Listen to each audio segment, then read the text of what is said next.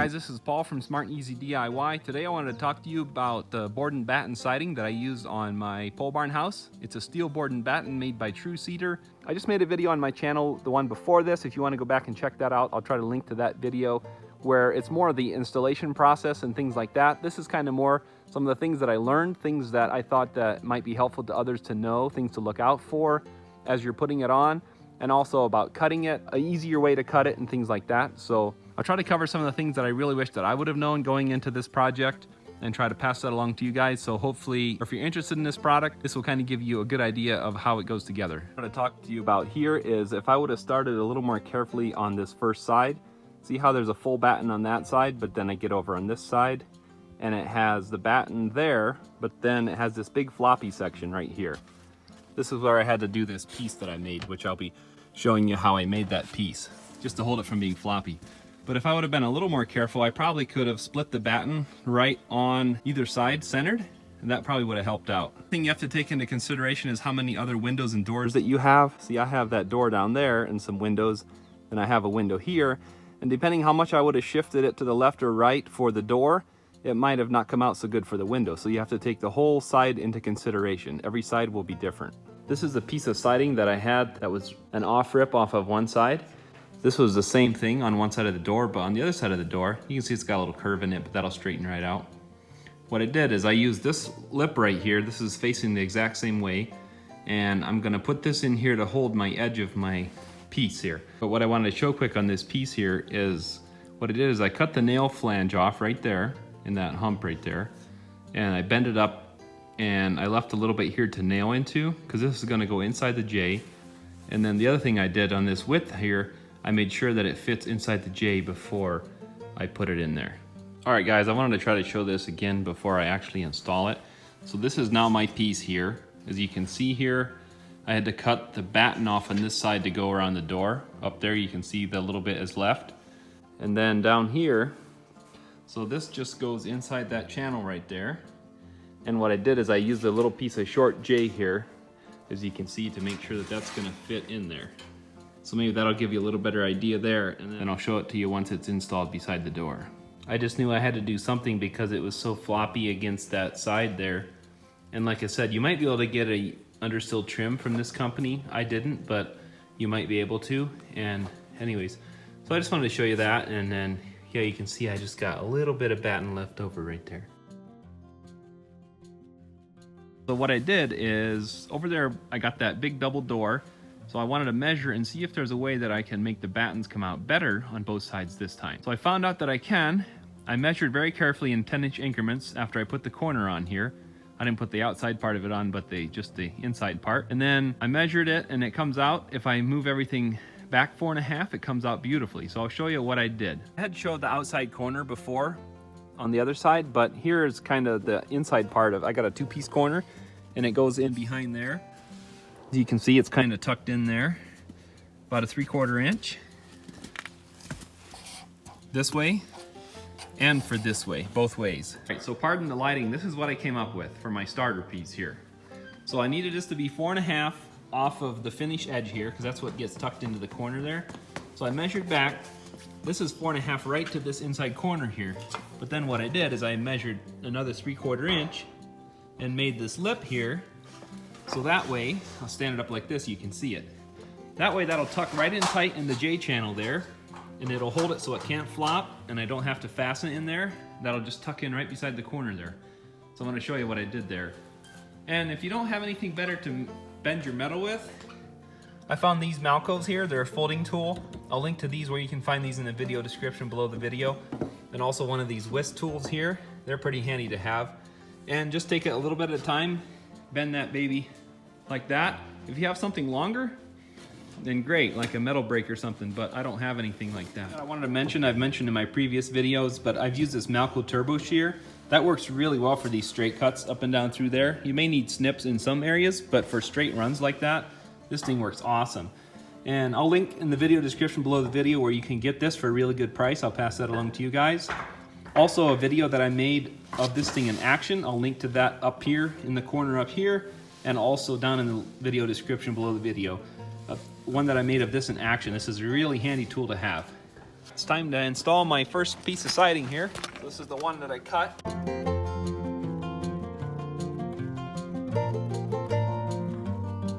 All right guys, I got my first piece installed. So I wanted to show it to you.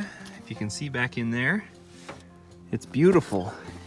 So it tucks right in behind there. It's nice and tight. You can see there's no slop there. So it's not gonna rattle. It's gonna be awesome. This is after the siding is already installed, but what I'm gonna show you is what I talked about in the other video. See how the battens came out really good on this window? My main concern was how they came out on this door. So the main reason that I was concerned about how it would come out on the door is because unlike the window, where it has full above and then full below, it goes all the way down. So my concern was that it wouldn't come out like it did on the door on the other side. So check out how nice that came out. It came out with a full batten right there, and it came out with a full batten on this side. So that's what I did by adjusting that end down there by 4.5 inches. It allowed this whole thing to move correctly where it would come out beautifully. This stuff measures in 10-inch increments, so you can figure it out with a little bit of math. What I was gonna tell you is even though it came out good on the door, it might not come out good for all your windows. Like this is a double window, and it came out good on that side with a full batten, but on this side it came just past it. So again, it had a big section there that was unsupported. So I ended up making my own little undersill trim, so to speak, which I'll show you a little bit later, and it goes right in there. Yeah, like I said, every side you gotta take into consideration separately. Like this one with the 3 different windows, there's probably no way that you can get them all to line up just how you want. Hey guys, so I wanted to show you a special piece I had to make here for by the window because it came out where I need some extra support again. So unlike the door, I'm gonna try something different here. I wanted to show you this option. What I did is I just took an off rip from a piece like this. You can see the similarities there. And then what I am gonna do is tuck this inside the J channel. That's gonna hold my edge down in there. And then I'm just gonna screw this on beside the window. So I'll show you what I mean.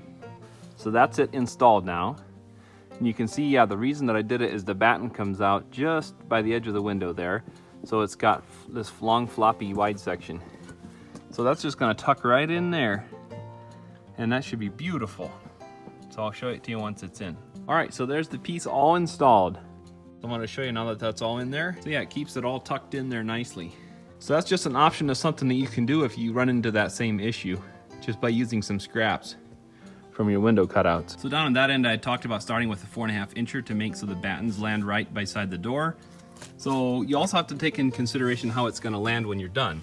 This one, it worked out very well. Came out with almost a full piece, be a finisher. And then I finished it the same, where I measured it, what it was gonna be in there, and I left a 3/4 inch and bent it out like that. And then it sits right tight in the J there. You have to get creative with how you're gonna finish it over here. Like this one, it came out with a full one. It came out really kind of crazy because there's a batten right there. I was able to put some screws in behind there from the outside. Might have to leave your outside corner off until you do this because this just snaps on later. And then I was able to silicone that inside of it and put it in there, and it stayed just fine. You can see it's pretty much all covered anyways by the time the corner's on. If you don't do something, then you would see the nail flange from behind in here like that. I wanted to share a quick tip on how to cut this siding, at least when you're cutting it to length. It's a little bit different when you're cutting short pieces. It's kind of a pain. So I like to use snips whenever possible. Now it's a little tricky to go up and over these battens and stuff, but I wanted to show you how I do it. So this is a 1-foot square. It works really well if you measure and mark, and then you can use this to square across. It makes a nice square cut. And then the way that I do it, I use a right hand and a left hand snips. And so say if it's on this end that I want to cut off, what works really well is to use this one first, the red one. Just start under here. Then you kind of bend this up as you're going here, especially to make this cut down here. Then you bend it down this way. Then you use the other snips, the green one, and you cut across like this. So cut all the way across, and then you cut this nail flange right here. Cut as far up as you can. Don't cut through the double part, just the single part. Then you just bend this back and forth and twist it, and it pops right off. Then you can see I got a nice cut right there. It'll look really good in the J channel when it's hidden.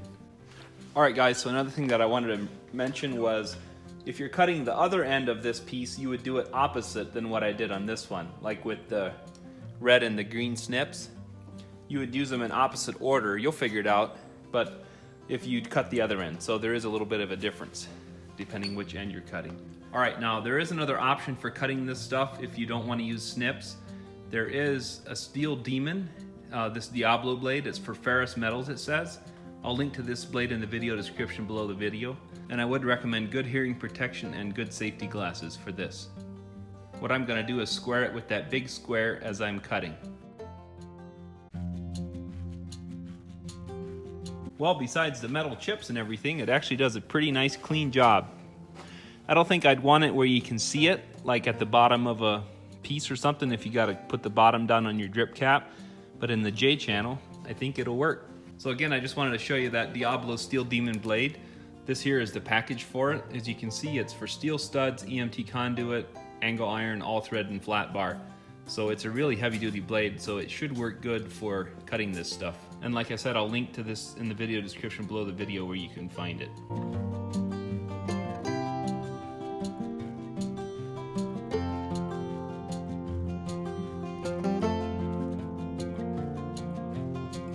Alright guys, as I'm cutting my siding here, I figured out that I need to find a faster way to make lots of repetitious cuts, like the exact length and stuff. So if you remember here, I was working on a sawhorse. Try to move my camera here and show you. I was working on a sawhorse and I had a stand on there already, just some 2x4s, 2x6s. And so what I decided, I'm gonna try to make a jig. And I've kind of done something similar before on something else, but I kind of did this, just winged it, figured it out as I went. And the one thing I wanted to talk about here, so this is the saw you saw before that I had. It was the Milwaukee Fuel with the ferrous metal blade. So what I did is I made a jig right here. I'll show you a kind of a close-up of it too. And it's made so this thing can sit right on here and it'll slide right back and forth on here, just like this. Just slides along nicely back and forth like this. And yeah, so it has a channel cut in here that I just cut with the skill saw. And it sits here, it's nice and tight, so it doesn't have much slop. It has just enough so it can slide. And I actually made a little bit of a special groove right here. Now this is saw specific for me, so you guys can do whatever you want there. But for me, this here was rubbing, and this here was rubbing. So that's why I had to do this notch, and then I actually had to round this one too. But that way I could get it deep enough. If you didn't have this quite as deep, you'd probably be fine without it, because you can just raise the deck a little more. But this works out really good for me, so it's exact, it won't move at all.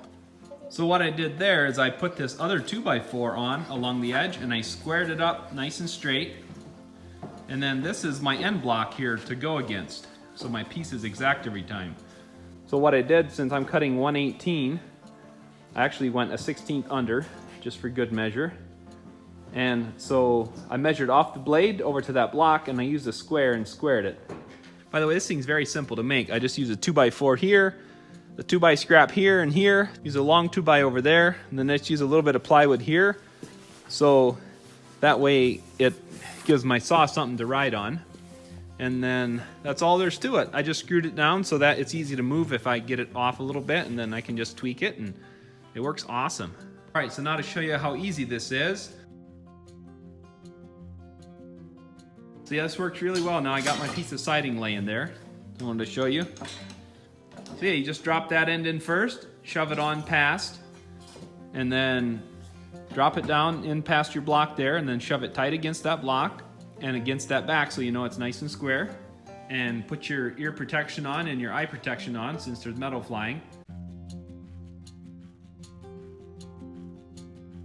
Okay, so you see my nice straight cut there? I'll just put the square on there so you can see. Give you a little bit of difference there so you can see. And it's right on. It's beautiful. If this video was helpful, I'd appreciate if you give it a big thumbs up and subscribe to my channel. Also, be sure to check me out on Instagram at SmartEasyDIY. I'm usually pretty active on there.